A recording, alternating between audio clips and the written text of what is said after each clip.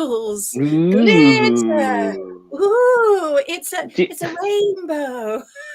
did you make that with Canva? I Like, did. I did. I totally made it with Canva because I'm so advanced. It's like I high love tech. it. I love it. I love it. Thank you very much. It's great fun. Thank you. And welcome, darling Freddie. How Hello, wonderful to hello. be here. I mean, what else am I going to do on a Friday night? I'm 45, and Oh, oh, I know. We're gonna stay I needed a home. reason to break out my fabulous hat. Oh my gosh, that hat though. That hat though. We're gonna have to talk about the hat. Hello, everybody. Tis I, Madame Askew, and I'm here with my wonderful chum, Freddy Prinze Charming, who's co-hosting with me tonight, the dandy extraordinaire. Hello, Scone Mistress. Hello, everybody. Welcome. And Freddie, you are a dandy extraordinaire. And like that hat. I love this hat. I feel like I need to tell the viewers that literally everything that I'm wearing, including the shorts that you can't see, and we're just going to ignore that they're not there, but literally everything that I am wearing was thrifted.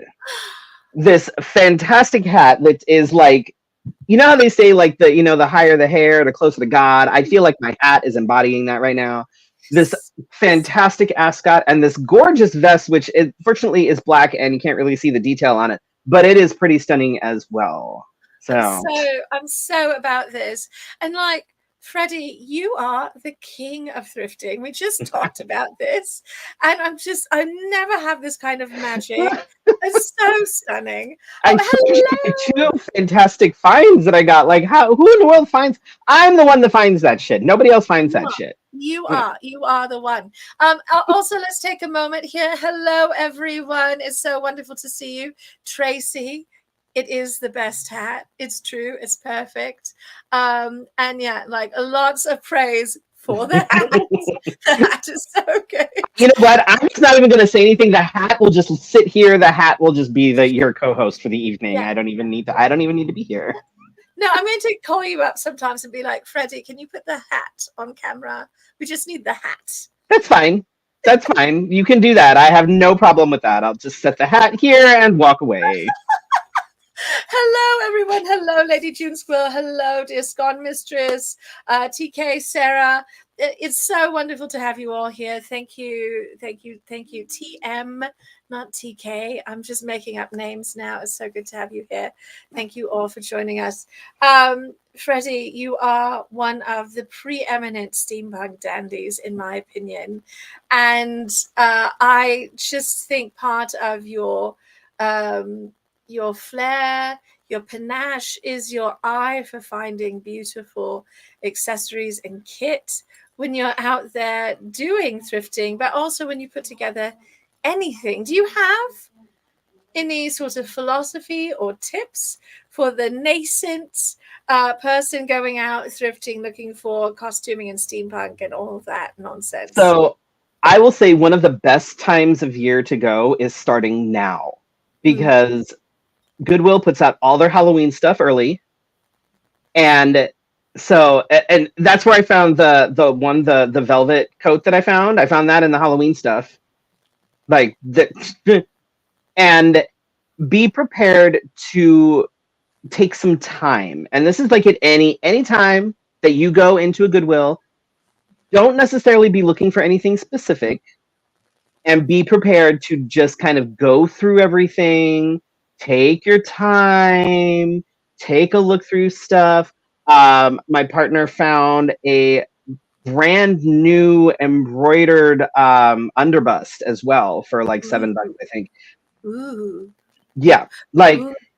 and it's just, you have to have that patience. Don't go in and be like, oh, it's crowded, I'm not gonna be. You have to go with the mindset that you know that it's Goodwill and it's gonna suck. It's just gonna suck. You're just gonna have to deal with it. And just take the time and go through things, and don't worry about everybody else. Just go through whatever, and just you have to take that time. You have to take Bring that time. comfortable shoes. Stay hydrated. Right. Yeah. Bring some snacks, and if you have time, I like making a day of it. Like, we'll hit multiple Goodwills Ooh. And like, if you know that there's like, if you know the area of town where you find the good stuff, because there's always that one area where you have like the rich old people that are just like, I don't know, I wore this once, I'm gonna get rid of it, you know, and then you find like a, you know, something that you take to Antiques Roadshow and then you can retire off of. Um, yeah, Dream, the dream. right? But those like that area, like if you, because usually there's a gaggle of Goodwills in one area, usually within about a mile or so of each other. So go hit up a couple of different Goodwills. Mm. You know, if you're like, oh, I don't know, I'm just gonna go see. Maybe it's a good sale. You have a coupon. Also sign up for their 20% off coupon because they will send it No, to you monthly. I didn't know Goodwill had coupons. They will act if you go to their website, you can actually sign up. They will send you a 20% off coupon that you can use anytime for whatever. And it renews monthly. They just resend it to Oh, you. So I have like the September one, just bring it up and you get 20% off all the things. Like oh my it, gosh. yeah. But yeah, the prices have gone up all over the place and it's dumb, but it's still cheaper than buying things new. Like my partner found a brand new $100 like Banana Republic skirt. Gorgeous skirt, has pockets, really nice, tag still on it, brand new, brand new. And the guy couldn't find the tag on it, even though it was right there. So he was like, whatever, here you go. So he just, Oh my goodness. This is amazing. This is yeah. amazing. You have stunning luck. And these are great tips. And also, Tracy, yes, don't look for anything too specific. That's Mm-mm. really good advice. Um, but I'm absolutely agog that there are coupons. Oh, I love they 2 Saturdays ago, something like that. I don't know if anybody remembers, but before the pandemic, the Goodwills, at least up here in Phoenix, I believe twice a month, so every other Saturday would be half off Saturday. Oh my gosh. And then the pandemic hit and they stopped doing that because crowds, right? Yes. Yes. And they actually did a sort of a one-off half off Saturday a couple of weeks ago, and we went and got a whole bunch of cool stuff, like Halloween stuff and all sorts of stuff. So keep an eye out for when they do things like that. They might be bringing the half off Saturdays back. If they do, that is a fantastic time to go and stock up on all sorts of things. All sorts of things. Oh my gosh. So these are great tips. So by the by, everyone, we did not plan to be talking about thrifting, but I could not resist because Freddie, you look too fabulous. I just cannot not talk about it. And I love this idea from Tracy of making a panel where it's just a few of us styling people in a pile of things that we've thrifted. Wouldn't it be amazing if we could do something like that at like the cons where you have like, say you have a newbie come in who doesn't have any steampunk garb, and we're like, oh, you know what? We got you. Come here. Let us take 10 minutes and we'll throw some things on you and make you pretty. Honestly, it would be a wonderful sort of free form, like a panel or social time. I mean, it would need to have some organization to it and a set time frame so that everyone who's like helping out with the dressing brings some things and brings a diversity of things. It would also, my darling sparkle glitter unicorns, as I am seriously considering this in this moment, it would require all of you to help us out by donating things, because a small gaggle of people could not possibly have enough to clothe a diversity of humans. And I think it would be really important to think about having diverse clothing and styles and options, so we could tackle, like, you know, a handful of people. We wouldn't be able to do everyone, but it would be really fun to help a few new folks get kitted out and just send them out in the world. This could be an idea for potentially like next year Wild Wild West Con or something. We could hold maybe a lottery. Ooh. Oh. This is sounding so fun. Maybe hold a lottery for folks that are new, that don't have it, but they come and they enjoy the aesthetic. Maybe they don't really have anything. They don't really know where to start. Maybe they have like a vest and pants or whatever. We hold a lottery, like, come, at this time, come on down. We're gonna pull out a couple of names, and we are going to get you, dicked out, dicked out, That's a Friday decked night. out. That's right. Sorry. It's my tea talking. That's our dating service, not our dressing service. Oh, that could also happen next year at Con. I don't know. We'll just expand. It's fine. Dina and Jason are taking over the programming. We're just gonna let you know that now. Yes. Oh my gosh. Yes. No. Scott Mistress says, wasn't there an event at Steampunk Symposium last year that was making clothes? Yes, but that was making clothes, and that's the Iron Tailor event, which is something the Grand Arbiter and I have hosted before. I've hosted at a few cons in Arizona, and if I had the time and wherewithal and I was near Freddy, I'd be like, Freddy, come be one of the judges. It's so fun. It's so fun. It's an absolutely ridiculous event, but you are making clothes from a really sundry pile of weird things, and it's like Iron Chef but with clothes. So it's wonderful. I love it, but it's absolutely unhinged. Sarah recommends dressing people up and then sending them out on a date as an event. That is sort of like Queer Eye meets steampunk, maybe. I don't know. Maybe we need to do like a steampunk dating game. Ooh, oh my god.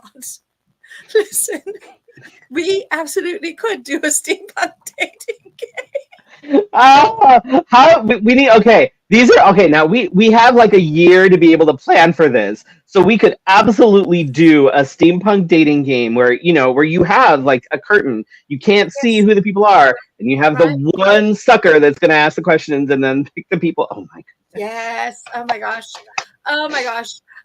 Queer punk dating service. I love that so much. This is fantastic. So good. I'm so in. So Tracy mentions this is a great idea. In all seriousness, this would be really fun to start with a swap pile. And in general, I think that's actually a really fun thing to have at any convention, is to have a swap time or area, and like earlier in the con I think is better for haven't they been doing that at Wild West Con the last couple years? But it's usually like 9 a.m. on a Sunday, right? Yes. Which yes. I'm not that much of a sadist, so no.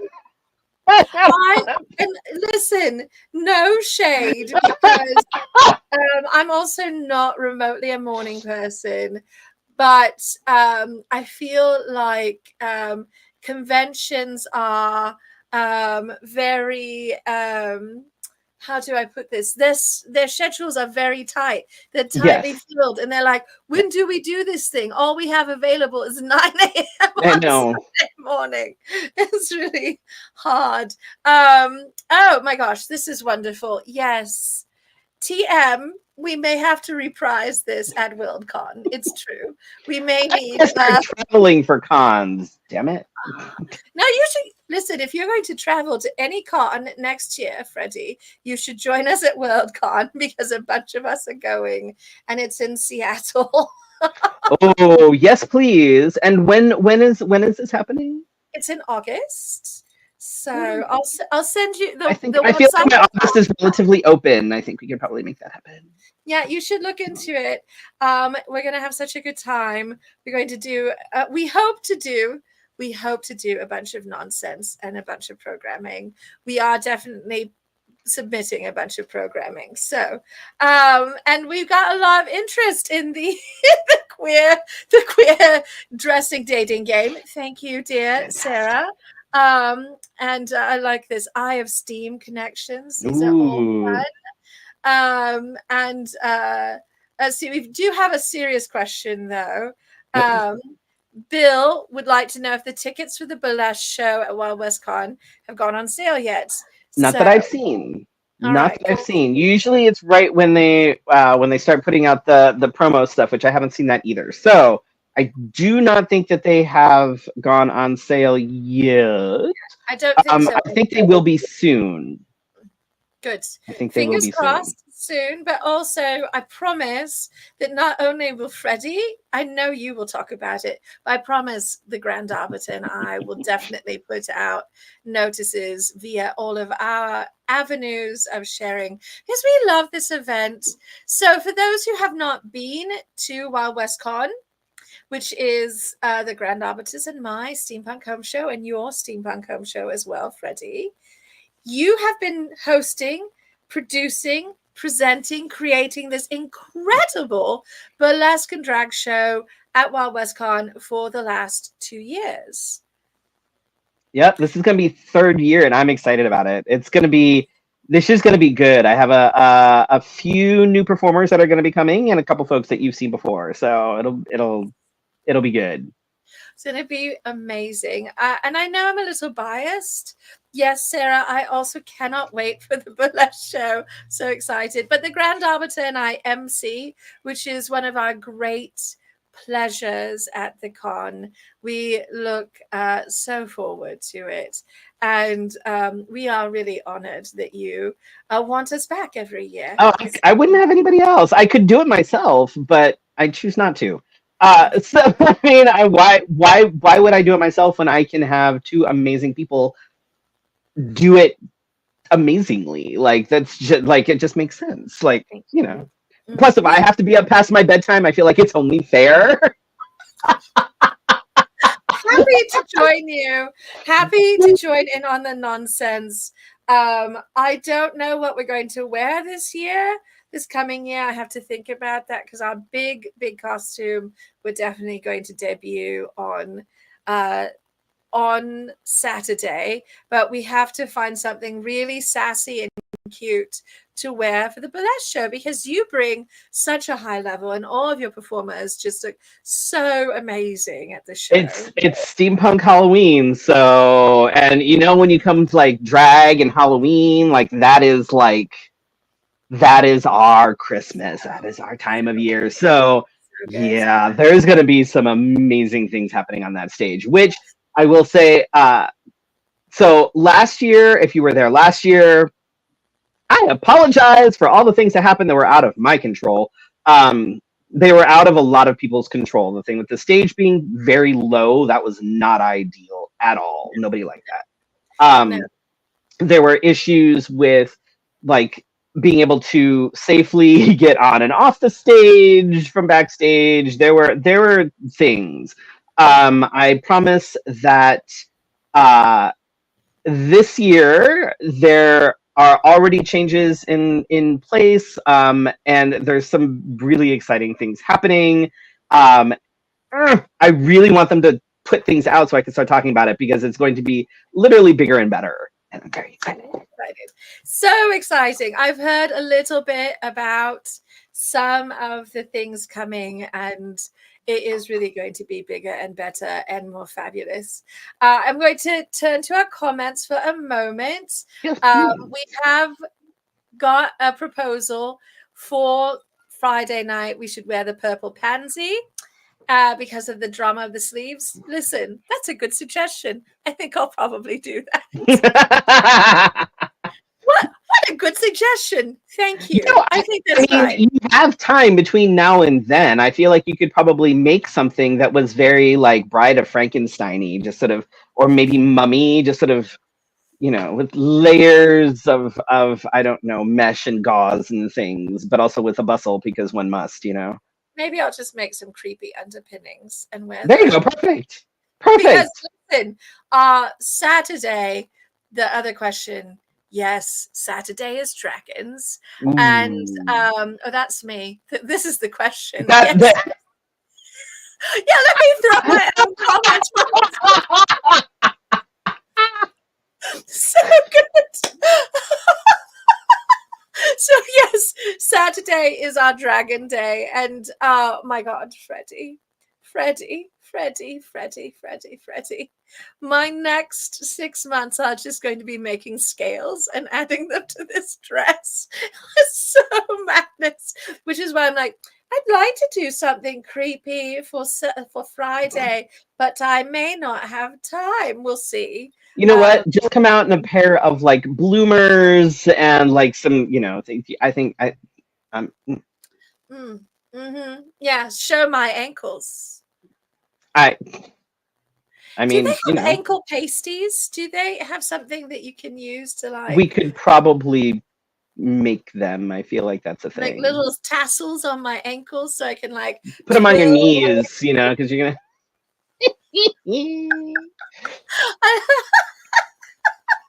I love this though. Bride of Frankenstein is yes.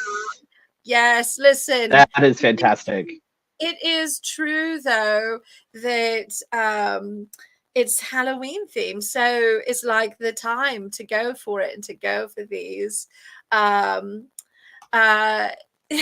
these exact kind of wonderful things.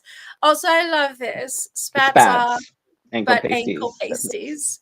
Forevermore, we shall all know.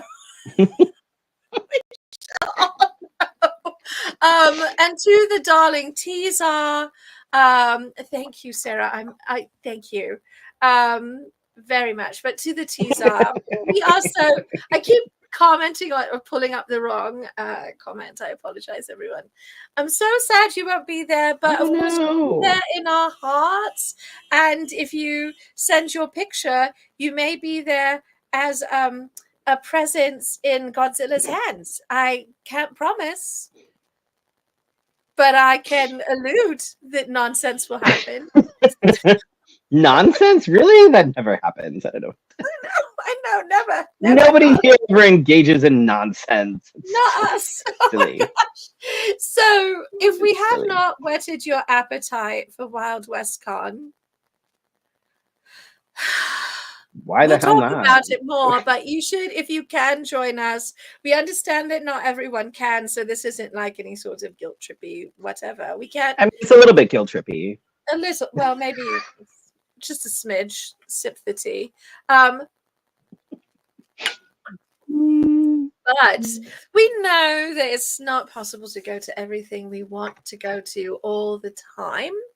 However, we are like perfecting our new setup for live streaming panels at conventions. I personally think it's better than what we were doing before. We're now live streaming to YouTube instead of to the Book of Faces. And so we will be live streaming all the panels that we are doing from Wild West Con. If you cannot be there, they will be available that way. And I don't know if you can't go to Wild West Con. Maybe you should come to Worldcon instead. Because it's so TK mentioned it earlier, but it is going to be absolutely lit. And fancy. So good. Lit. It's gonna be lit. That's the young people say. So yeah. So we've got some fun things coming up, but Wild West Con I think is in our heads a lot because that's such a big one for us. And it's our home and we both do a lot of programming there, and it's that community experience, right? That's so important. And no, for sure. And that was, Wild West Con was the first steampunk con that I ever went to. And it's, I managed to lose my way. And we met you there. That's how we met you. I know. Listen, we had a great meet cute with Freddie. Freddie came to our tea duel and you look so dapper. You look so good. You were like really dressed to the nines. And we were like, who is this queer? We know all the queers. Here's a new one. Who is he? We need to know him. We need to adopt him. We need to bring him into the fold. And we were like, oh my gosh, we were immediately in love with you in a very respectful way, of course. Even if it wasn't necessarily all that respectful, I'm fine with that too. But you were an amazing tea duelist, and you made it all the way to the finals, and you killed it on the big stage, and you were just so in. And I still have my broken medal that took months to get to me. Someday you should give it back to me, and we'll try and get it fixed. It's fine. It's fixed. You can just see the crack on the back of it where the shellac. It's just fine. Oh my God. It was really a comedy of errors with the medal situation. It did take us forever to get you that medal. And then, yeah, cracked. As an aside, for those who maybe can't come and join us in Seattle for Worldcon, yes, it's Seattle in 2025 and Los Angeles in 2026. And I don't know, if I get the Grand Arbiter hooked, maybe we'll be back in 2026. I promise. I'm so excited that we're even going one time.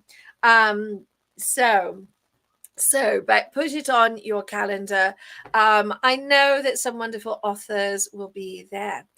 Ooh, this is fun. How about a celebrity tea dueling round, maybe as a charity fundraiser? How? Huh. Well, I've never thought of doing that, but that's a great suggestion. Freddie? That's fun. We'd have to, like, I don't know, pick a charity. I can think of at least a couple. And talk to the con. And also, listen, as much as I'm happy to, like, make decisions and tell the Grand Arbiter that Freddie and I have come up with nonsense, we should probably check in with him. Sorry, Grand Arbiter. You know what? He decided not to be here, so... Yes. Oh, poor thing. He's off doing good works. But yeah, no, that one would definitely need seconds, and it would need even more nonsense. Yeah. You know, in my dream, we have a fanfare and choreography and, you know, musical lighting. Oh, God. That's my dream, where we get picked up by a Japanese game show that's like... That would be wonderful. I figure we have to, I don't know, pie throwing or something, or slime, working some old, like, Nickelodeon game shows. Oh my God, Nickelodeon and the slime. Oh, the slime. Oh. Remember when it was chunky and truly terrible? Oh, it was awful. So awful. It looked just horrific. Oh no, this is a good idea though. A kazoo fanfare that we can arrange. We have the budget for kazoos. that is within our budget. Yes, we could probably manage that. Kazoos we've got. Oh my gosh. And then Alicia's like, duels at dawn, Sunday morning. Alicia. Tell me you're a sadist without telling me you're a sadist. I love you so much. I'm going to need like an entire IV of puer to get through dawn duels. But we're down for the kazoos. Oh no, my gosh. A loser gets a cold foam in the face. Oh, cruel. Truly cruel. Loser gets a lifetime supply of coffee. Oh no, we deliver unto the loser a box of Lipton. Oh. Yeah, no, that's... Yeah. I like this, though. This is much more the OG Star Trek fanfare, but make it kazoos. We could do that. That's nice. Good OG. As long as it's not the theme from Enterprise, we're good. Oh, God. So, all right. Not related. We're all over the place, but I have to follow up on that. Yes, you brought it up. So, Freddie, you and I and the Grand Arbiter, we love Star Trek. We're big Trek fans. You looked so dapper this past Wild WestCon in your Star Trek uniform, and so did we. We all looked really nice. I know the person who made them. Yeah, she's all right. she's fine. A little full of herself. But you She's look a so perfectly good. adequate seamstress. Right, yeah, adequate. So I have never been able to get through the show Enterprise because I cannot get past that bloody intro. So I'm actually the one that turned my partner into a Trekkie. She'd Yes. never really watched any of them before. So I was very strategic about the way in which we watched them. We started with Next Generation, Excellent. then went to Voyager, Right. then DS9, Okay. then the original series, Oh, yes. and then the animated original series, and then all the new ones.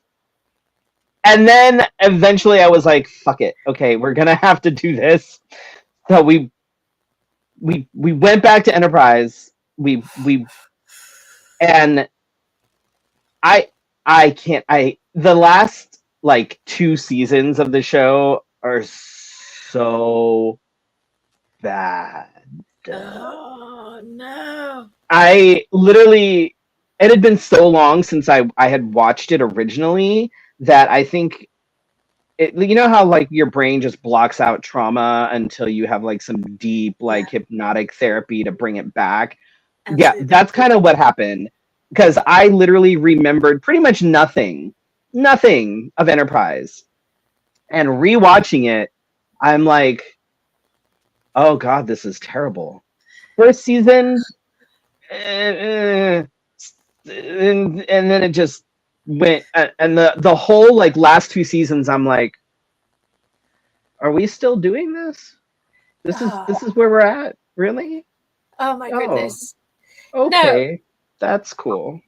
I know some people do love Enterprise, but not that many Trek fans are that big into that one. The only thing I will say is that in Discovery, it was like one of the last, like I can't remember if it was the final episode of Discovery or the next to the last episode of Discovery.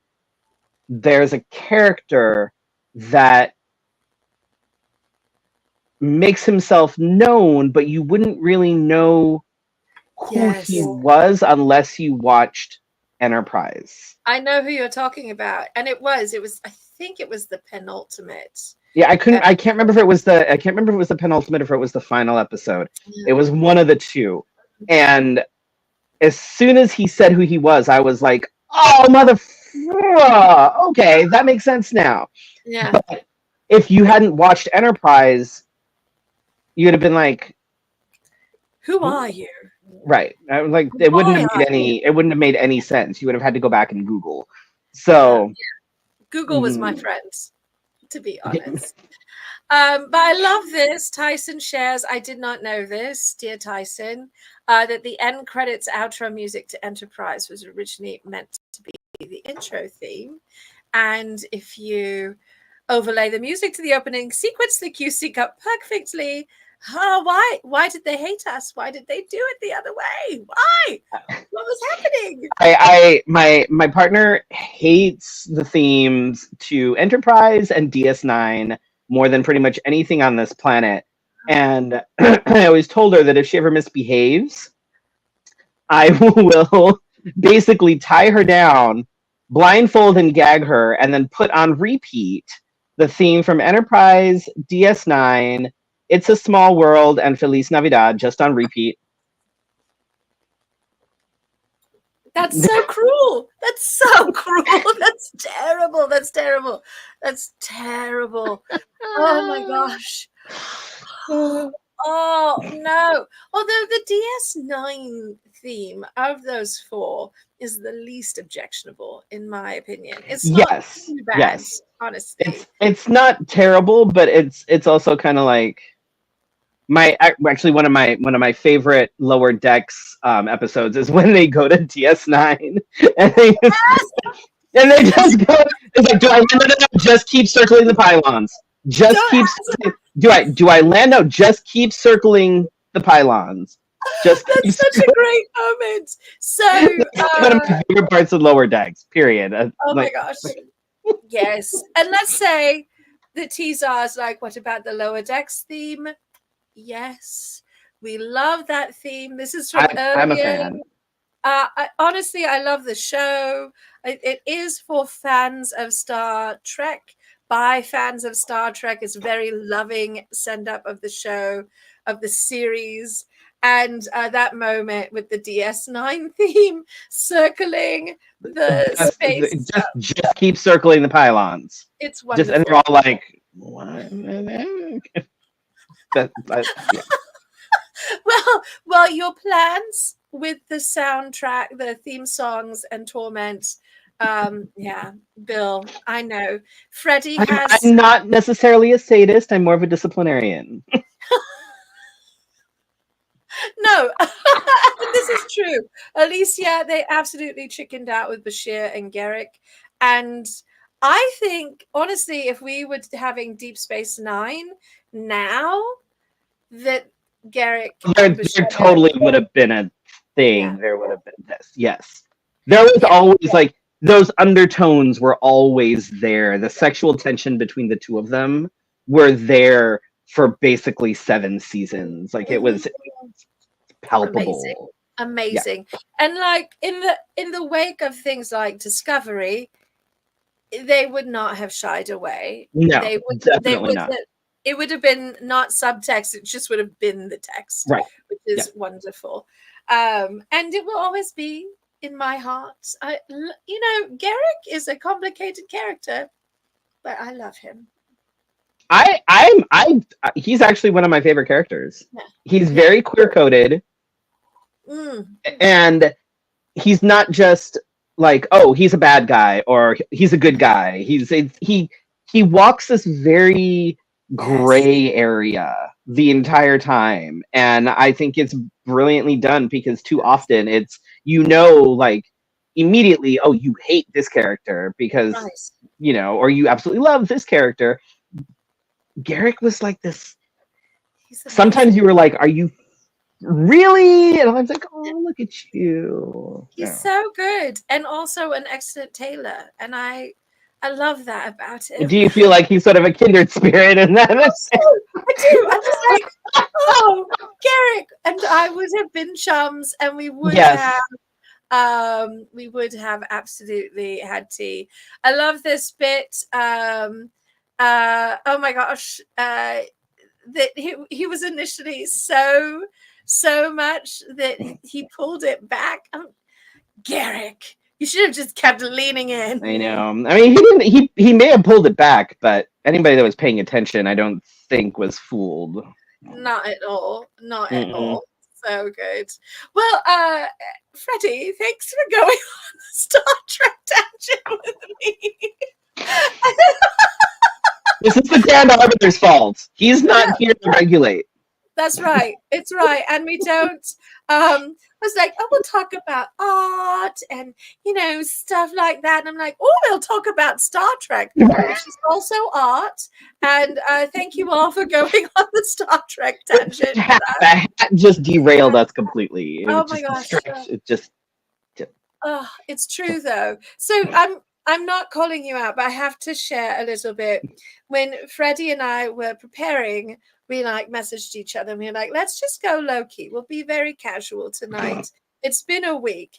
And then Freddie comes in and is wearing this hat. And I'm just like, bitch, what happened to casual?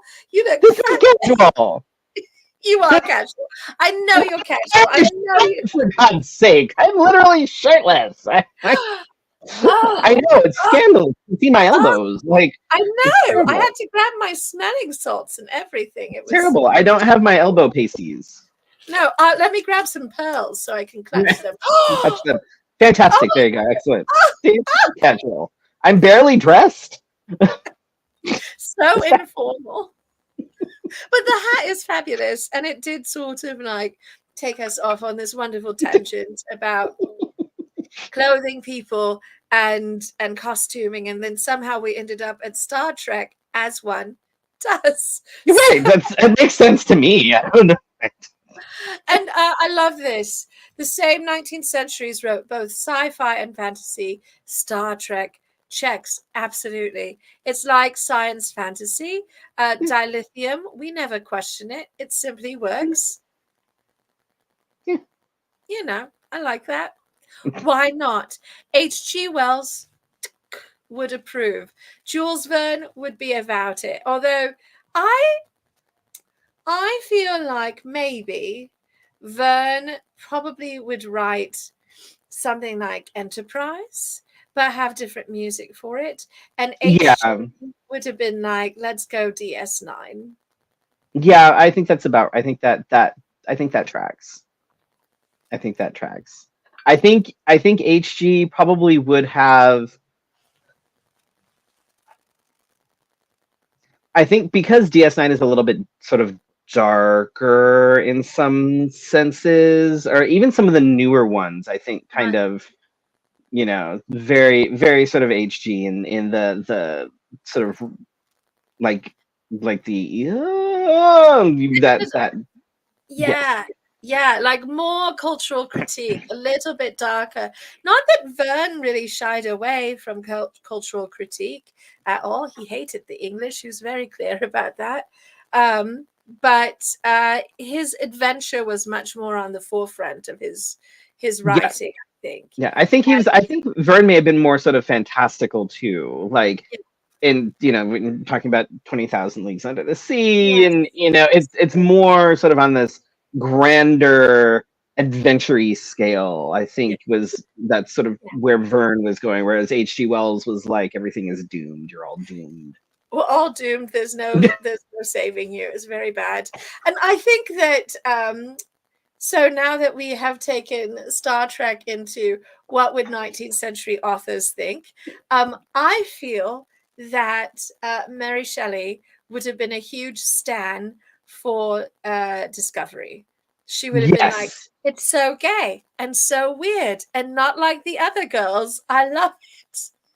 I absolutely agree with that 100%. I think that most of the new ones, Discovery, Strange New Worlds, I think even Picard to an extent. I Yes. think Oh, that especially since Picard has some very good yes. woman characters that are strong and badass, and I think that she would have approved. I absolutely think that. And also, Tizar, I think you're right. Farscape. Poe would have done Farscape. He would have been like, I wanted to get on Star Trek, but puppets. Right. No, I love Farscape. No notes, but it is like it is so different from Yes. from the others in that way. And I think that's kind of it was really novel at the time with all the puppets and everything. But I love practical effects anyway um in my science fiction. So that's my jam. I love I mean, that. if you watch the original Star Trek and you have Kirk coming up against the Gorn, and then you have the Gorn in like Strange New Worlds, it's like it's like the difference between like the original House on Haunted Hill and like I'm like, oh, you're supposed to be like the scariest thing in the universe, and you're rubber.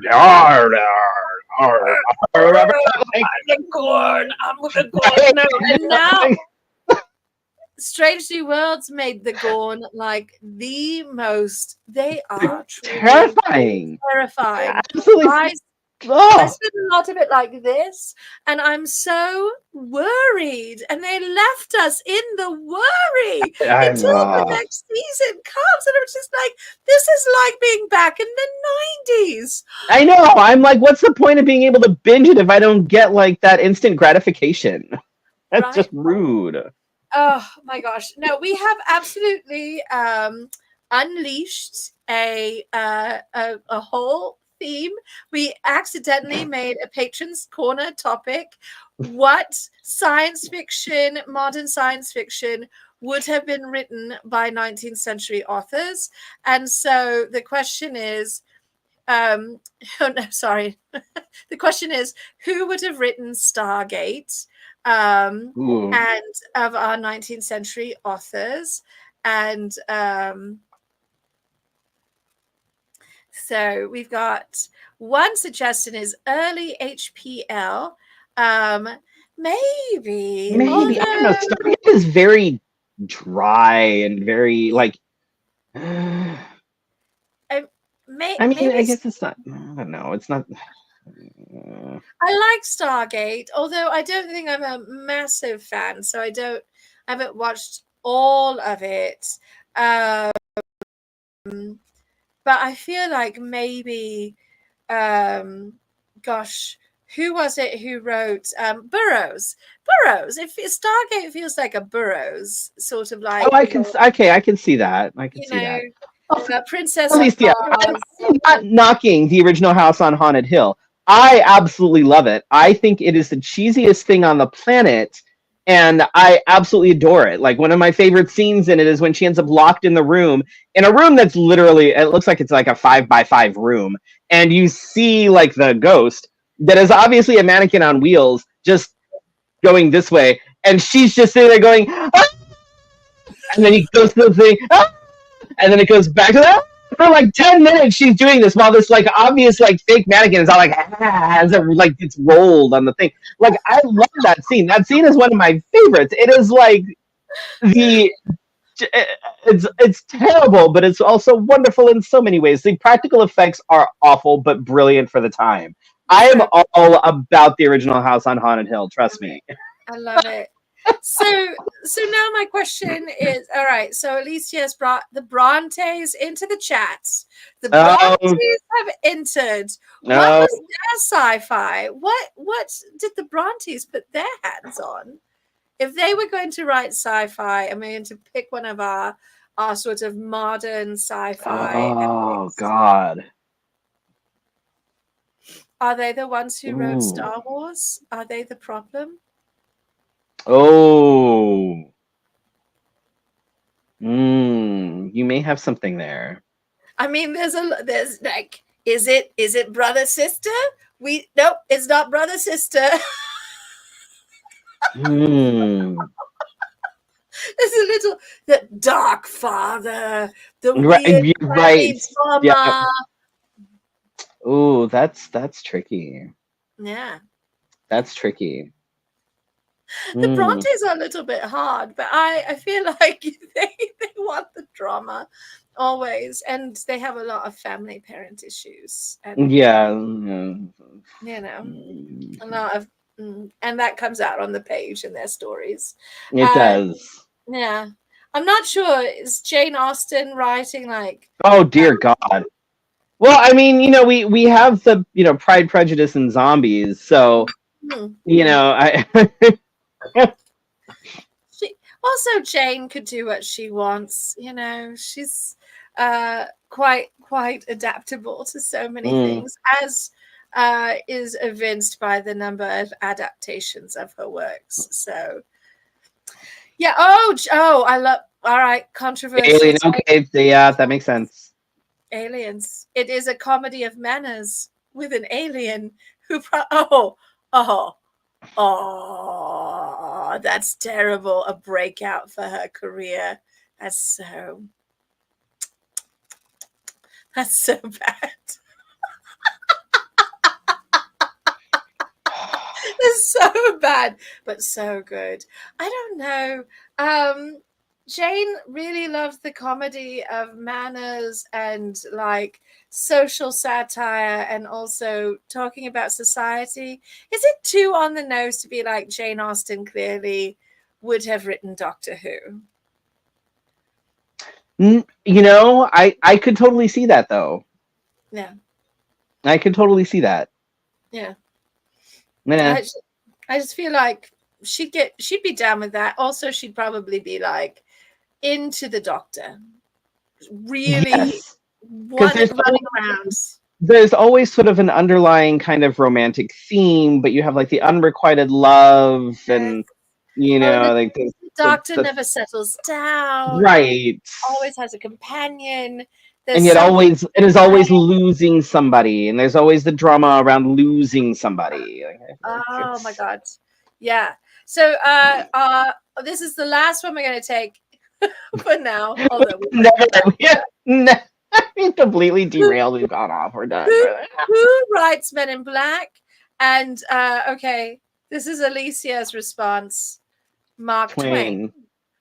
did Men in Black. I think I'd buy that. I'd buy some Twain there. I don't know. Men in Black is like a buddy thing. Could Arthur Conan Doyle have pulled that one off? Possibly, because it's kind of They are solving mysteries. they are. Yeah, yeah. Yeah. You know. Mm. I'm also, to be honest, I've read a lot of 19th century fiction, and I'm running out of my favorite authors from that period. And what's her face who wrote Middlemarch is probably like, do not mention my name, don't bring me up. And I'm like, it's all right. Oh, George Eliot, it's all right, George Eliot. Who reads you? And no one wants to read Jude the Obscure either. It's too depressing.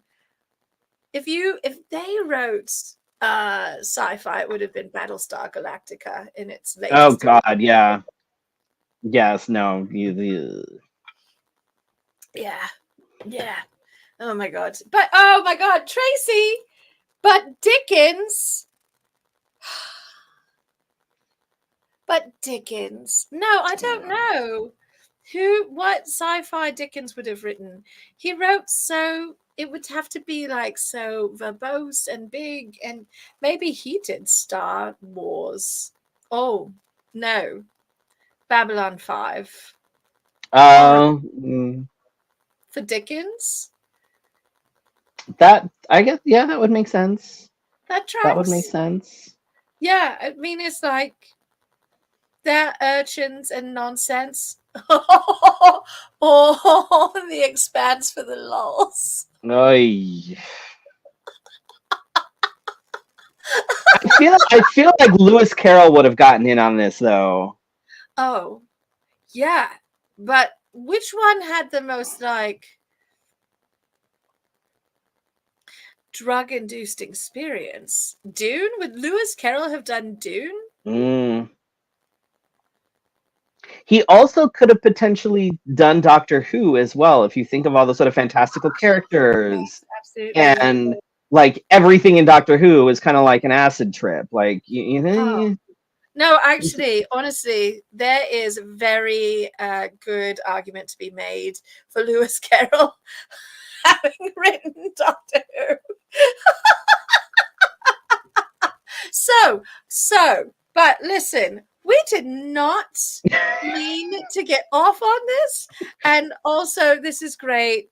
TM agrees Doctor Who is totally an acid trip. It's the right era to, and this is Tracy's like, Carol was Space 1999.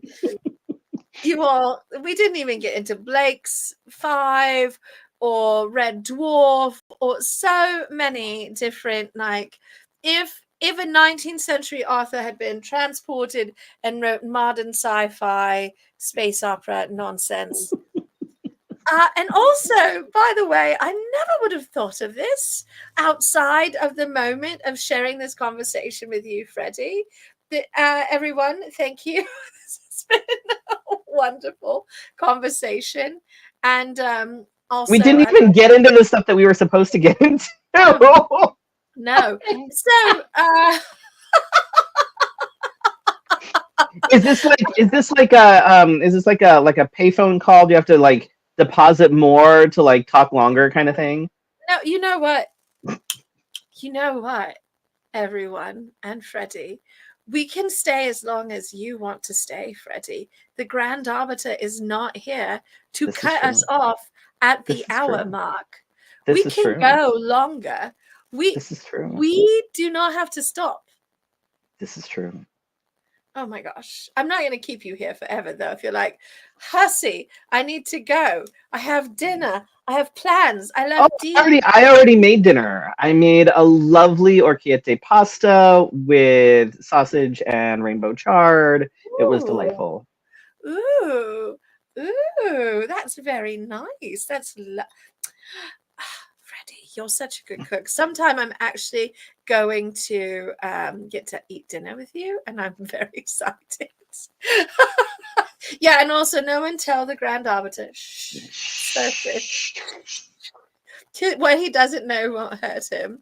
But truthfully, to bring us back through, to sort of claw us back from the tangent train that we got onto, um, Freddie, we were going to talk about community and sustaining ourselves through the community connection and art and mentoring and all of those things that go along with being a presence in your community, and the things we do to uplift people and also to support ourselves by connecting with our community is something both of us are very passionate about, and we do in different ways. And I promised everyone this is what we were going to talk about. We only sidetracked a little. Yeah, that's right. We did, and it was a great sidetracks though. That honestly, like, the conversation has been lit. It's been so much fun, and but I do blame the hat. I think he may need a name. We do need to name that hat. The I think hat, so. it needs a name, Freddie. You will find the name. You will bond with it spiritually, emotionally, and you will name the hat. Oh, fantastic. And yes, you did. You did make lit happen for this stream. TM, you did. It is absolutely your fault. And I love you for it. Also, TM is an author and has a wonderful lesbian romance out there. Oh So my very, god, not the lesbians. the lesbians getting it on like Donkey Kong. It's also I mean, that's got to constructed be a pretty lesbian, short book. All they do is scissor, right? but they have hammers. They're like Oh, construction lesbians. They're that's good. carabiners and hammers and probably some like sandpaper moments, Yeah, Um, I can say these things. I used to be one. the butch lesbians. Yes, they're lovely. Listen, we are going to get into our proper conversation, but I love butch lesbians very dearly. I used to be one, believe I it or mean, and not. Sort of, anyway. Soft well, butch, but you're butch now, I was though. actually thinking of Bernard. I was totally thinking of Bernard for the hat. I was Bernard. totally thinking of Bernard for the hat. Bernard is such a great name, though. I love Bernard. I was literally about to say it, and I was like, No, yeah, Bernard's a classic name. I it love is. that name. I feel like he could be a Bernard or He does. Bernard, depending on how Bernard. Yeah. Bernard. How Yeah. you're feeling, how much tea you've had, Right. whether there was brandy involved. Mm.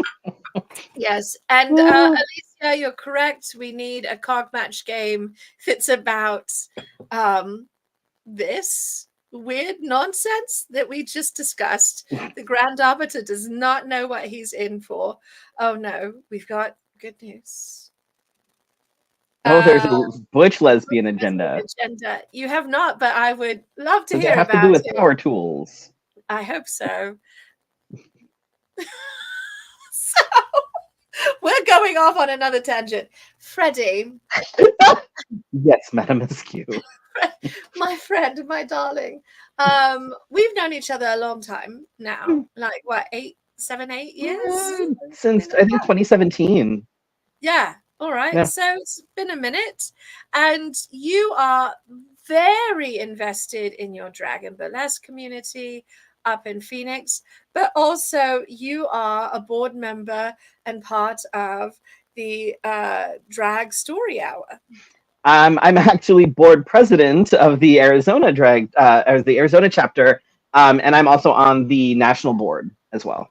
So yeah, I get So you around. really are doing the thing to make community happen in locally in your life and also at a national level for other people. Drag for me, Drag Story Hour is very much a community project and very much about making that available, especially to young people, so they are seen. Mhm. Um, so I don't know that I have a question here. I'm more like I'm riffing now, which is terrible as an interviewer. We've gone so far afield, everyone. I'm like the questions are dead in my head. It's But fine. um, what what sort of inspired you to get involved with doing the Drag Story Hour? Was there a moment, or just you heard about it and you were like, yes? So I was asked to actually get involved in 2019. It was the second ever drag story hour that Arizona did, and the person that approached me um, is actually no longer involved with drag story hour at all. They're an extraordinarily problematic person, whole big thing. So they were eventually ousted. Thank Yeah. goodness. But when I was approached with, "Hey, there's this thing. Do you want to get involved?" My immediate response was, "Yes, major yes." I've been a book nerd my entire life. I Mm. I grew up an only child. That's what we I did. I didn't have the TikTok. I didn't have, those of us of a certain age. It was books right. basically, and like 80s cartoons. Like that's what we grew up on.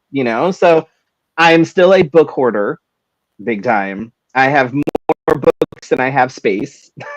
Same. I unfortunately don't read as much as I should. I'm trying. I'm actually. This is sort of this works because my partner has never read Wicked and never seen the stage musical, and we'll be seeing it in a couple of months. So I am actually reading Wicked to her. So and I haven't read it in forever, but I love it. It's so good.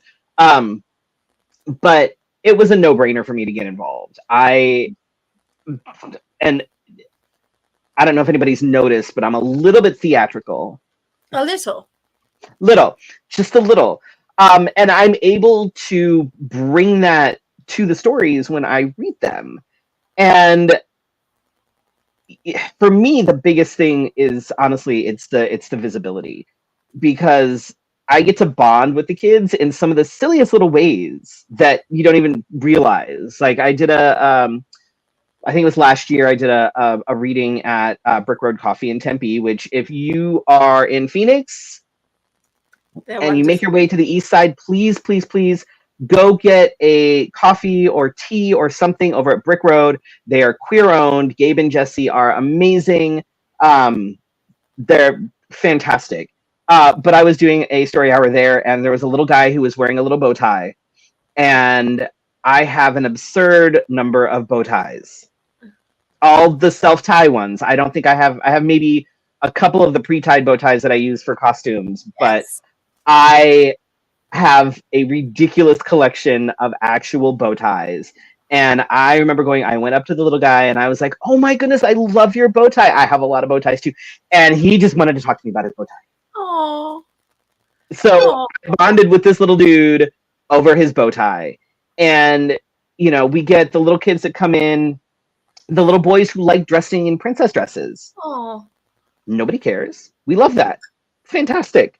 yeah. Like, we get to talk about being sparkly and glittery and fun, and these kids are we don't it's a very accepting place, and they get to see me, and I'm sparkly, and I'm a boy, but maybe I'm wearing kind of girly clothes, like and so it it's that visible. I never had that. I never got to see anybody that was like me when I was little. So this is amazing. And the books that we read are fantastic. They're so good. And most of them come with, some sort of a message, but some of them don't. Some of them are just fun. Like, That. they don't all have to be serious, and they don't all have to, have like a deeper meaning. Some of them are just super fun stories. Like I've actually managed to convince our executive director that every year now when we do a Halloween reading, which I will actually be reading at the Trunk or Treat at Brick Road in October, but I have now managed to convince her that every year I get to read The Green Ribbon. Oh. Because I'm that guy. Oh. And if I have to be traumatized, then I feel like it is only my duty to then traumatize the next generation. That it is your duty. So we have a wonderful comment here. The appropriate number of bow ties for any collection is n+1, but n is the current number of bow ties. This also applies to books, types of tea, dragons, etc., including ankle pasties or spats. Yes. Lady June Squirrel has asked, have you had problems with bigots? Oh boy, have we. One of the story hours at Brick Road actually had to be canceled due to a bomb threat. Oh my gosh. We have had Felicia, Minor, and myself. We're the ones that most often come under fire because we're two of the most often people that we like. We're more, I guess, visible. We've had like very literal threats. There have been some attempted doxings. There have been, so yeah, absolutely. The only thing that that gives me a little bit of joy is whenever we have protesters, which happens fairly often, not all the time, but fairly often, they're always looking for a man in a dress. Oh. And if I'm doing the reading, I confuse the hell out of them. I will walk right past them and they kind of look at me, but they don't say anything. Whereas, because they're looking for a man in a dress, they're looking for a drag queen. And I've just confused all of them. In fact, I'm almost hoping sometimes that one of them will like try to accost me and say something, because I would really like to blow their mind by saying, okay, so I'm currently wearing like women's pants. And also, by the way, I'm trans. So stay with me here. So I'm wearing women's pants, which in your mind is correct because, I'm technically a woman. So I'm wearing women's pants, and technically these are also women's shoes. So this is you're that's right? Okay, so while you're mulling that over, I'm gonna go use the women's restroom with your wife. I'll see you later. And I just want their head to. Yeah. Freddie, you have a good humor about it, about something that's really hard and heavy. And I don't know. Because everyone's experience is unique, but I think that the humor is almost a necessity to navigate some of this. If you can't laugh at the absolute absurdity of the bigotry, what can you do? Right. Outside of, like you are doing the things you can do. You're showing up. You continue to persevere. You were in the news for persevering at the state capitol. I broke the Capitol. One of my favorite reading stories. Real stories to adults, but okay.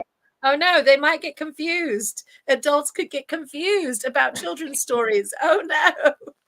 But this is all goes to the sort of importance of creating community and connection, because you have honed your resilience, and you have developed all of these tools because you've had to endure terrible things, undoubtedly, bigotry, hatefulness, all sorts of things. Many of us have in the queer community, but our young people, they're precious and they're vulnerable, and I don't really want them to have to develop the same skills, but also they simply don't have them yet. So they need a community to sort of embrace them and support them whilst they are becoming themselves in safety. And that's one of the things that I always say, like when there's, we have National Trans Day of Visibility and things like that. And, I always say that I'm visible for those who can't be. And, like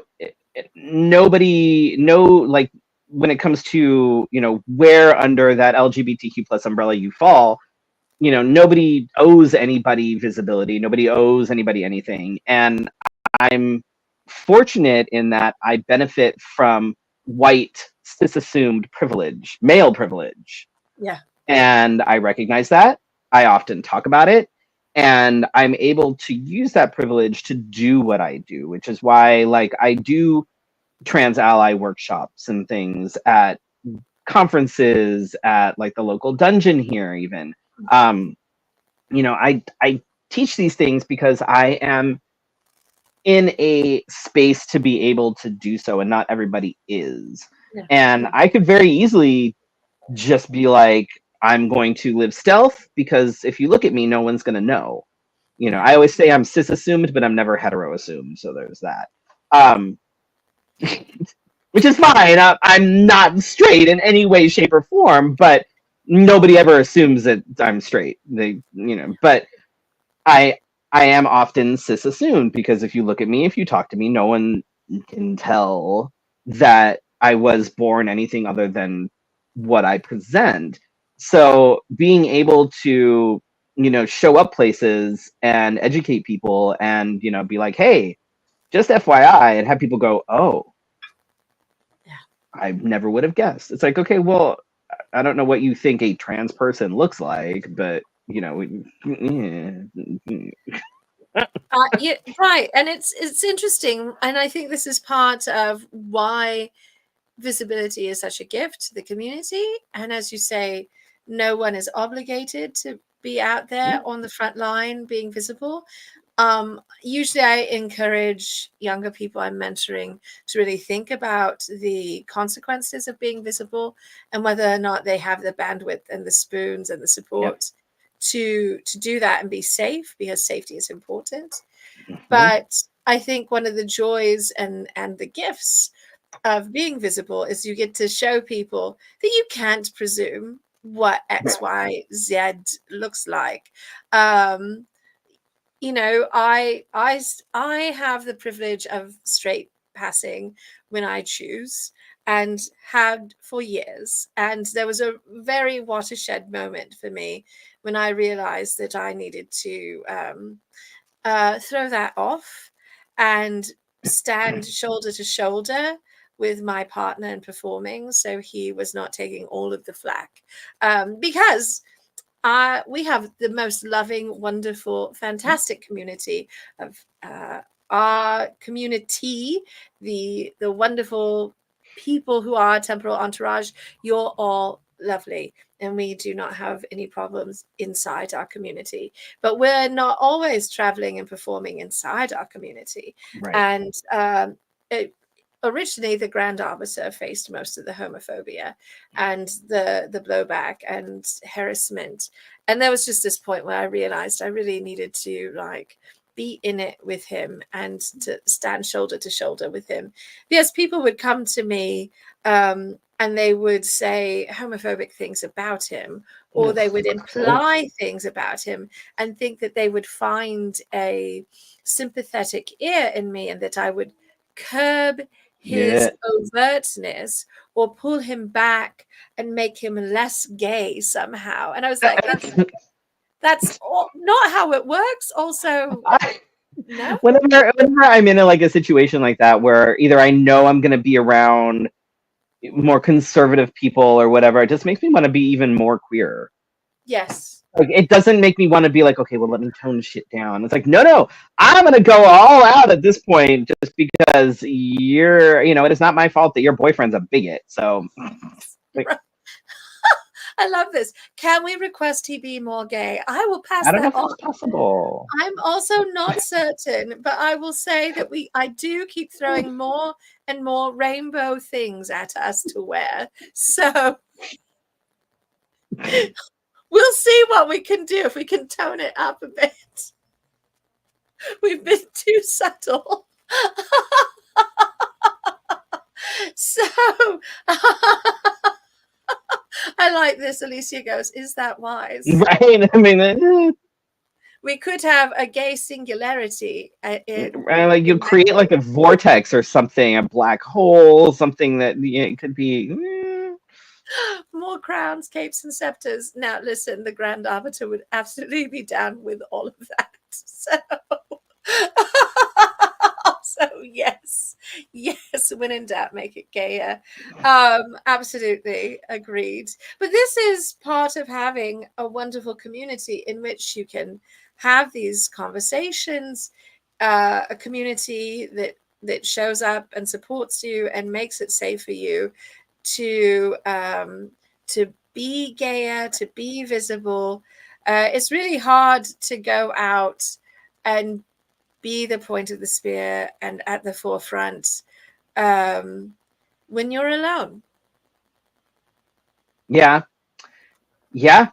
If you feel like you're that only person, that can be really hard. And it doesn't matter what kind of marginalized community you're in. If you feel like you are the one and only, that it makes it so hard to want to be authentic, which is why often, like even at cons and things, my partner and I will both sort of flag in different ways. We have various pins that we'll throw on. Like I'll often have like like I'll wear like a trans flag pin, or even our like a polyamorous pin. Something that we throw on somewhere. Even on like my Ren Fair garb, I've got pins and shit that that flag, because it may be subtle, but we see it. Yes. It could be the smallest thing, but if you are a member of that community, I guarantee you will spot it.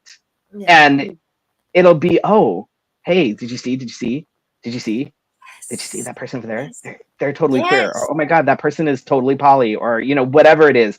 And even if it's just that one thing, it can make you feel seen.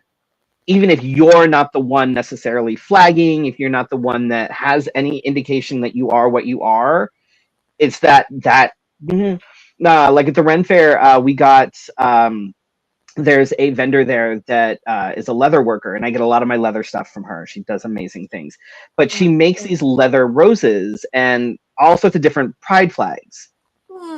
So my partner got a pan flag one last year. I got a trans flag one. I think we both got the poly one. And I had it, it was on my, I think it was on my pouch, I think, with the trans flag one. And we went to another vendor and we were looking at things, and the person who was, running the little stall kind of looked at it and he was like, I like your flower. And it's like, yes, it's a really, flagging is so critical in this way, because it helps you have that conversation so that people don't have to necessarily out themselves every time. And then you're safe, and that's feeling safe is so critical right now, because there are lots of places where you don't know if you're going to be okay. Right. So, and I love this. Dr. Sarah always makes certain her patients know by her badge bling and everything that she is a safe person and a member of the community. And I think my partner all over her office at work has like, you're safe here, rainbows everywhere, which of course confuses everybody when I show up, because they're like, because I think some of them aren't quite sure. Like she introduces me as her partner, but then they see all her rainbow stuff and then they meet me and they're like, partner, isn't he gay? I don't know. So fun fact, when we started dating, like in person, because we dated 6 months virtually in 2020, when we started dating in person, I told her, I said, look, people are going to assume that I'm your gay BFF. No one is going to assume I'm your partner. Nobody. Everybody is going to assume that I am your gay BFF. She's like, oh, okay, whatever. I'm like, Her landlord at the time,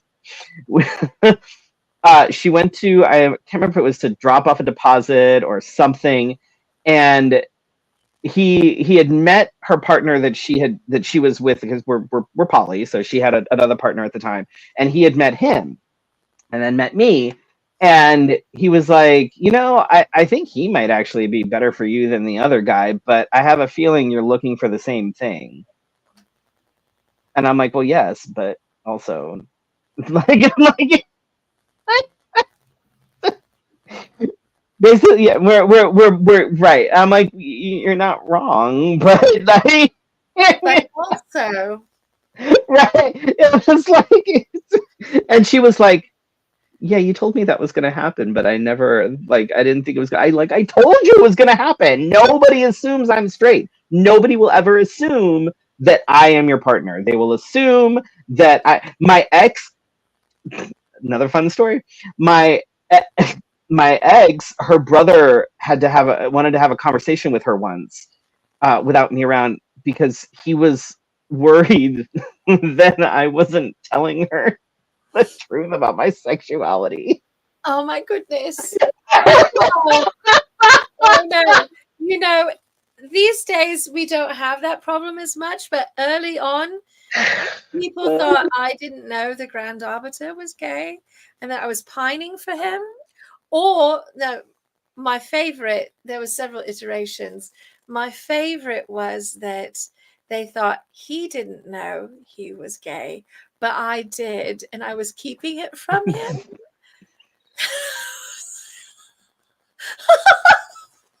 Like some sort of strange I'm sorry, mastermind.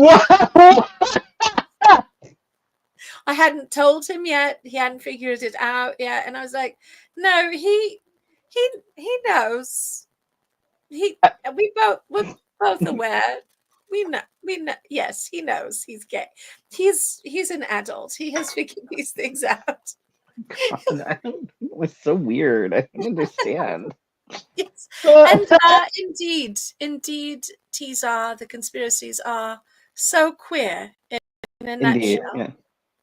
So, but these are the things we, in our community space, we can laugh about this at the same time having community when these sometimes awkward, sometimes funny, sometimes terrifying moments happen, helps bolster you and keep you safe and also make you feel like you can be resilient in the scenario. At least for me, that's how it turns out.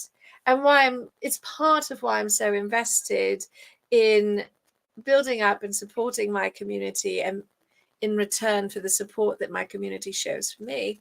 That's why I love to mentor young people.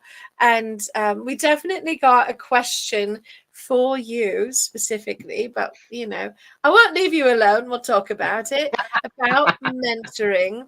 And so let me get the wording precisely, because Tracy posted this great question for you. And here we go.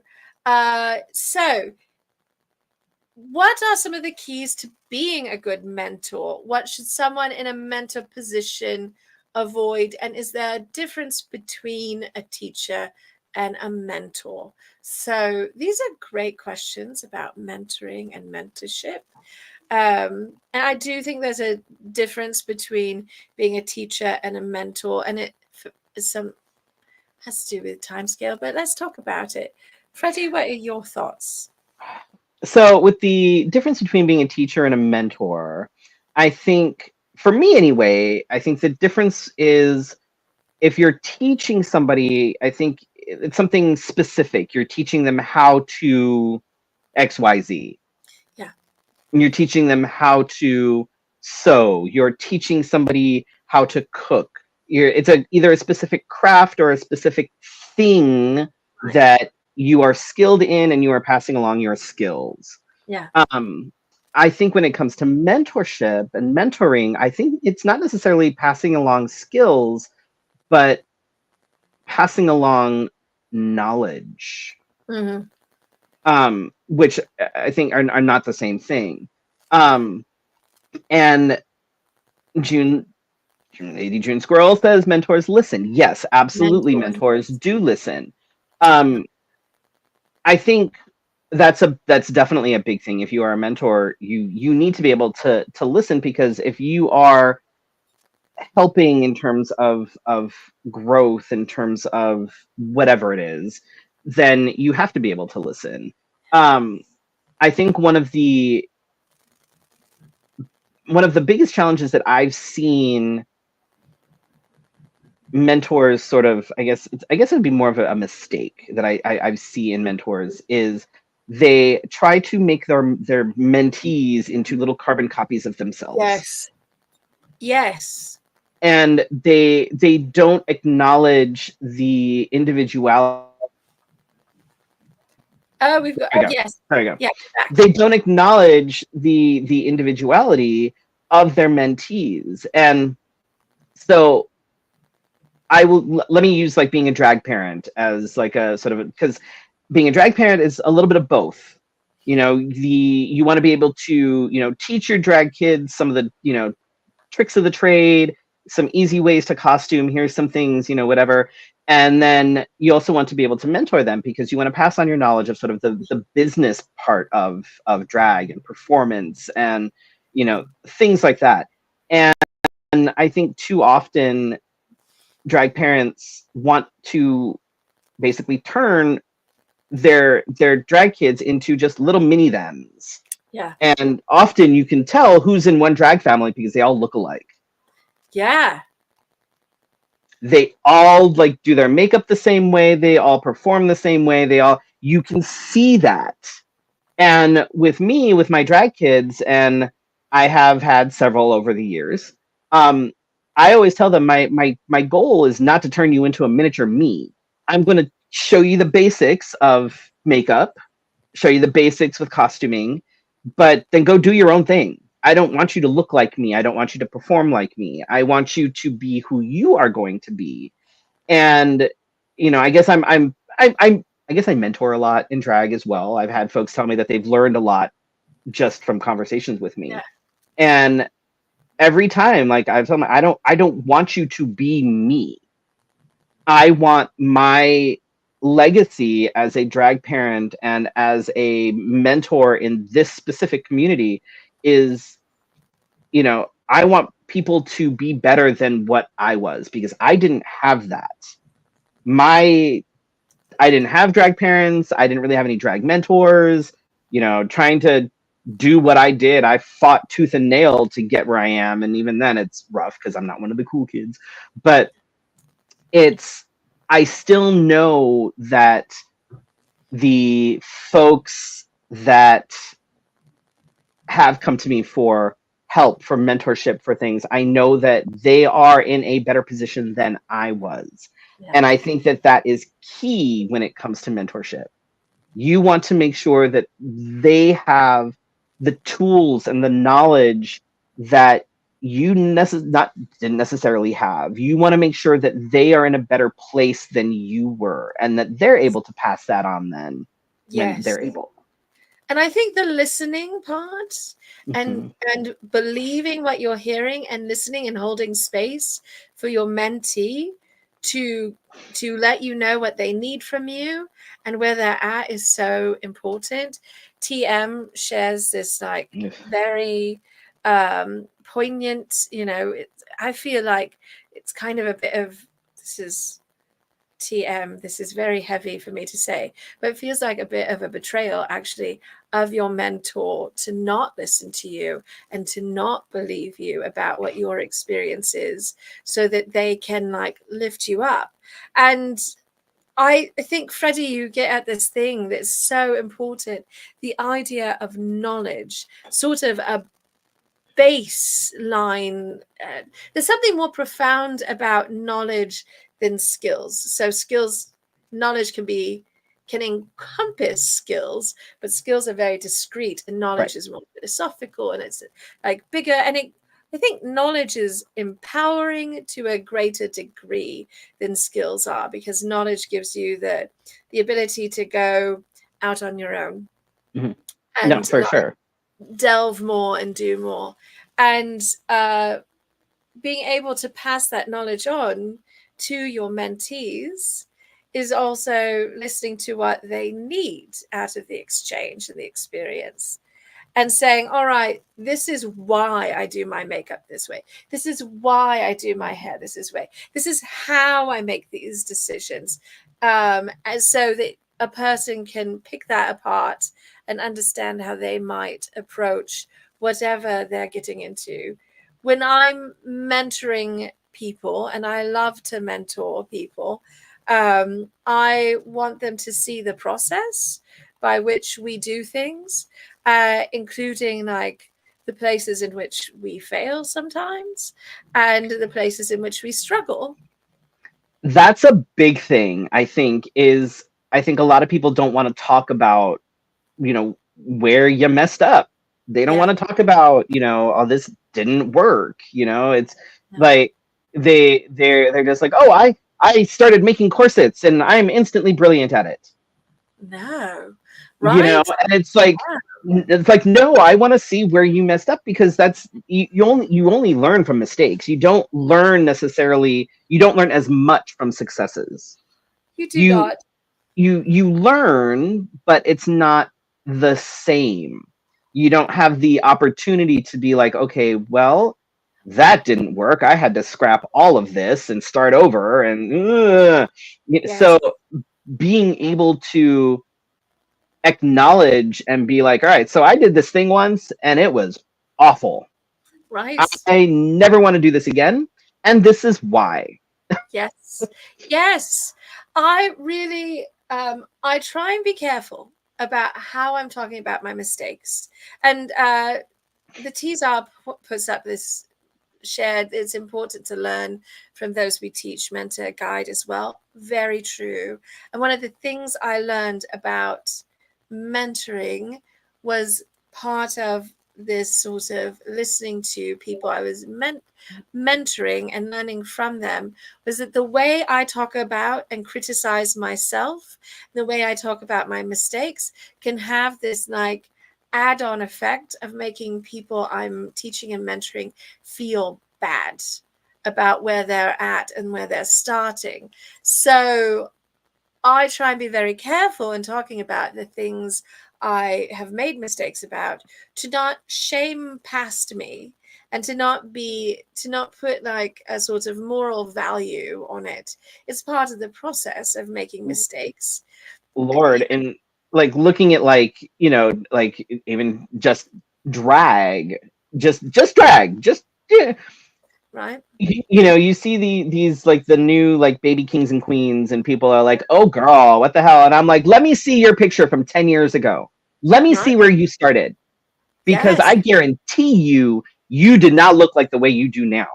And like I will pull up some of my old pictures that I was, as the kids say, cringe, because I started dragging in the early 2000s, and it was virtually no real makeup, and the chin strap was the rage, so we all look the same. It would, but I've learned new techniques. I've learned from different things from a lot of the younger folks that are coming up, and I've tried to evolve based on things that I have learned. And I still talk to like, I'm for certain costuming things and working with foam and stuff, Justin Sider and Ben Havoc are two people that I'm like, hey, how did you do this? And here's where the knowledge versus skills come from, like the differences. So knowledge for me, or skills, is like, okay, knowing how to do this thing over here, whether you do it well or not, you could do it, right? Knowledge is knowing when to outsource. Right. There are things that I could do, but I don't think I would necessarily do them as well as this person over here. So I'm gonna have that person, I'm gonna outsource it. Be like, hey, I will give you this many monies if you make this thing for me. Yes. No, honestly, you don't have to do everything yourself. Right. Regardless of we have to do a lot ourselves, right? But we don't have to. If we have the resources to not do it ourselves, to do it in exchange, you don't have to. That was a big learning thing for me too, because I thought I had to make all of my props as well as all of our clothing. No, I'm not a prop maker. That is not my skill set. So I love that. Like I will eventually learn how to sew basic stuff. I have no like grandiose ideas of being able to do much of, I would like to be able to hem my own pants and maybe alter a shirt. I don't know. Like, I don't Oh, have any like big ideas. I just want to be able yeah, to make some basic things. Nothing you can crazy. learn to do that. You can Right. absolutely learn to do that. Nothing Yeah. crazy. If I want something more than that, I have people I can go to that's what they do. Yeah. And I think one of the things a lot of times that, regardless of what you do, where it's drilled into us that you have to be able to do this yourself. You have to be able to do all of these things for yourself, or Yes. you're not a real, XYZ over here. And that's not even remotely true. And, No. when you're talking about mentoring, within like the LGBTQ community, I think that, you know, there's a lot of pressure for kids and youth even to be out, Yes. and it's like, no, you don't have to be out. You can be as out as you are comfortable being. Yeah. You can Yeah. be as, and if you are a boy who identifies as gay, that does not mean that you have to be flamboyant if you don't want to be flamboyant. You can No. be gay and play rugby, no one cares. Like, but there's this certain pressure with these sort of societal stereotypes, especially when you have things like drag race and stuff, which, you have to be catty, you have to blah blah blah to in order. And I'm like, no, please You don't. don't. You don't. You don't. And all of that's so performative and so for the audience, and also so much how it's edited and cut and put together to create drama where there may be none. Yeah, and I think that there are many beautiful, wonderful bonuses about being able to connect virtually and in a global fashion that has really helped so many people, especially young people who may be Hmm. isolated. But there's also becomes this perception that's almost like a homogenous thing you have to be, that you have to hit these goals by Right. age 21 or you're not XYZ enough. If you haven't done a whole drag pageant by 20, are you even a drag performer? Right. Yes, Right. right? Yeah, The absolutely. notion that you have this journey and that you start from nothing and that you learn in community, I think is really important and sometimes gets lost. But that's what we're talking about, is that mentorship and menteeship is reciprocal and Mhm. it's a part of the community experience, and there should be learning on both sides and there should be respect on both sides. I think if as a mentor you're not willing to learn and admit mistakes, you're Yeah, doing it wrong. absolutely. You have to be able to grow as well. Yeah. Yeah, Yeah. if and if that's the thing, is like, regardless of what it is, if you're not willing to grow and evolve, you're going to get left behind. You are. You're going to Regardless of, right, yeah, there's no way. It's you won't. It's like, old white men with right wing views. Like, you're not it.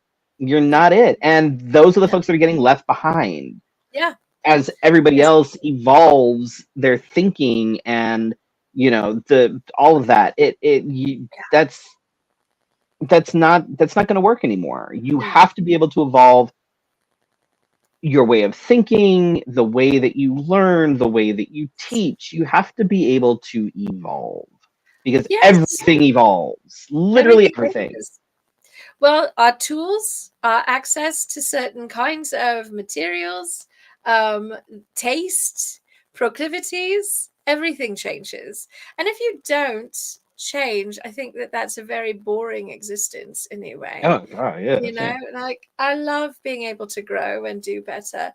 And I want to always pass on to my mentees that where I'm at today is not where I started, no, and that it is not where I'll be tomorrow. I always am striving to learn something as well as pass on things that I have learned. And I know Lady June Squirrel has been following along and watching and participating in the chat tonight. And Lady June Squirrel, I think, is one of my great exemplars of someone who's willing to learn always and is not static.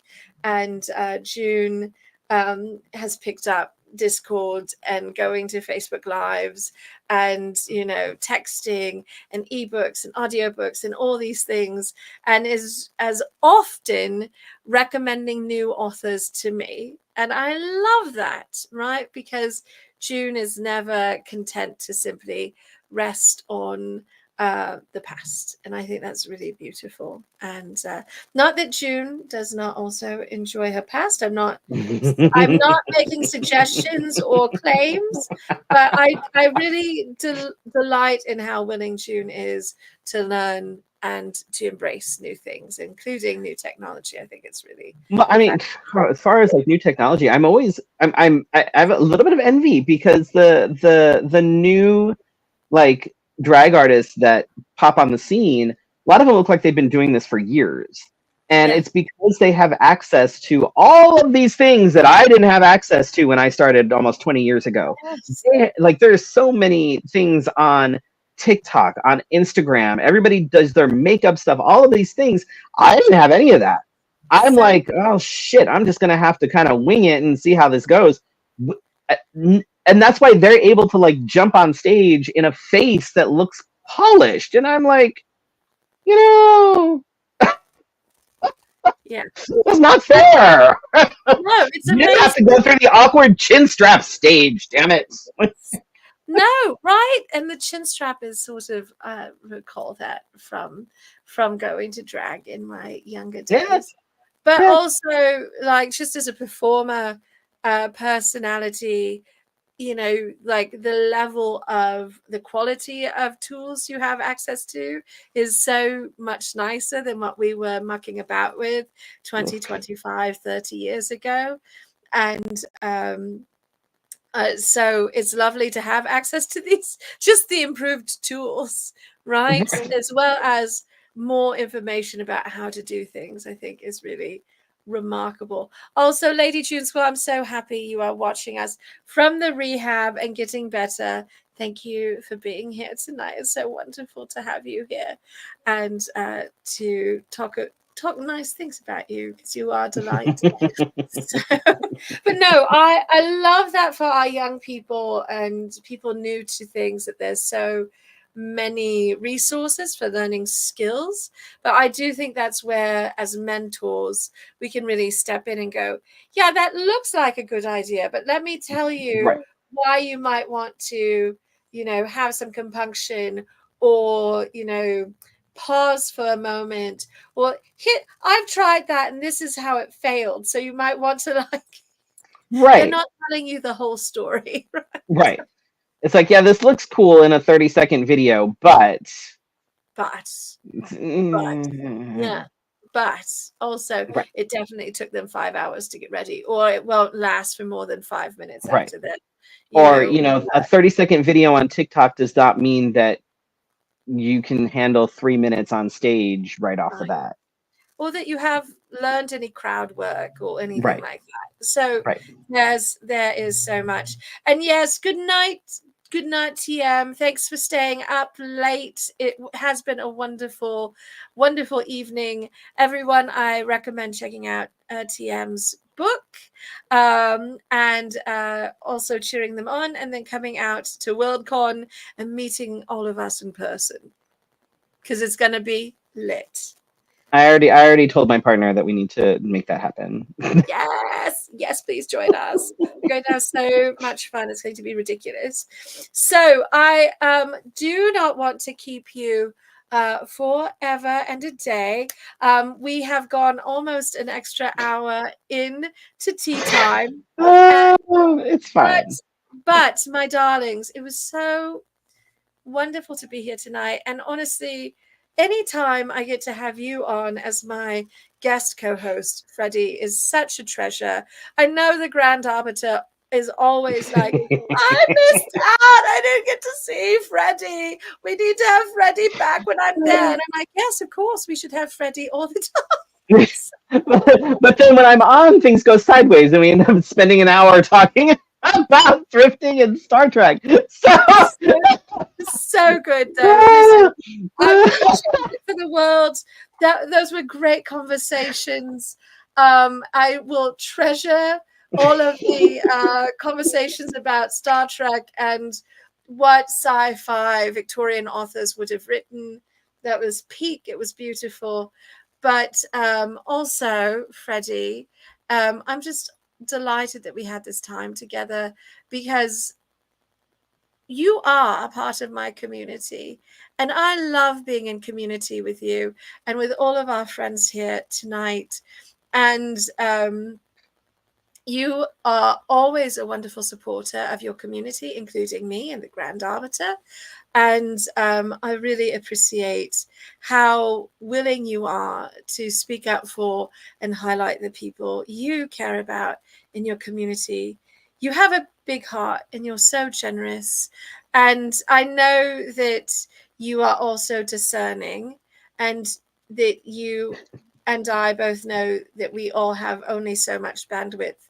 And so I'm very grateful to be included in that sort of beacon of love that you shine. And yeah, my circle is small, but it's purposeful. yes, yes. It is so purposeful and it's so beautiful. And Freddie is such a joy to share that with you and to share community. Everyone, if you would like to support our darling, wonderful Freddie, you can find him at freddyprincecharming.com. And I've got it streaming across the bottom of our screen right now. And also, Freddie, you and Felicia do your Wednesday night Let's Have a Fifi live stream. Have you started a new season yet? Not yet. The new season will be starting mid-October. Mid-October. Wonderful. I have the. I don't remember what the date is.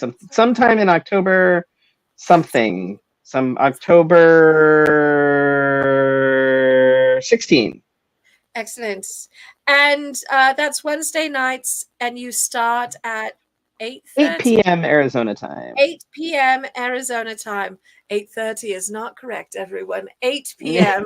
Arizona time, which is 7 p.m. Pacific daylight. Pacific Standard I don't know. You know what? The rest of the country is stupid. You don't cut 12 inches off the bottom of a blanket, sew it to the top of the blanket, and say you have a longer blanket. Not a thing. Get over yourselves. Stop changing your time. It's a stupid concept. It's the only thing Arizona got right. So it's true. It's true because the weather is terrible, and so are many other things. But the salsa is good. So are the tortillas. But do check that out, everyone, because you and Felicia have a wonderful time on your show. You have a Patreon, I believe. We do have a Patreon. In fact, there will be there's some changes coming to the show this year, actually. We are rolling into season 13, and we are in the process of new things. New things. I know. It's so exciting. I love that so much. Oh my gosh. I cannot wait. I love your show. I am not able to be there all the time, but I'm always so delighted when I can tune in because you guys are amazing. You do a wonderful job, and it's such a funny show. And you and Felicia have such a wonderful rapport together. 13 seasons. That's a lucky 13. That's very exciting. You so because last season was a doozy. So but you survived, and that's what matters. Yes. So what matters. So we will see you at Wild West Con. We will see you at your Wednesday night live stream again starting in October. Do you have anything else fun coming up we should look for?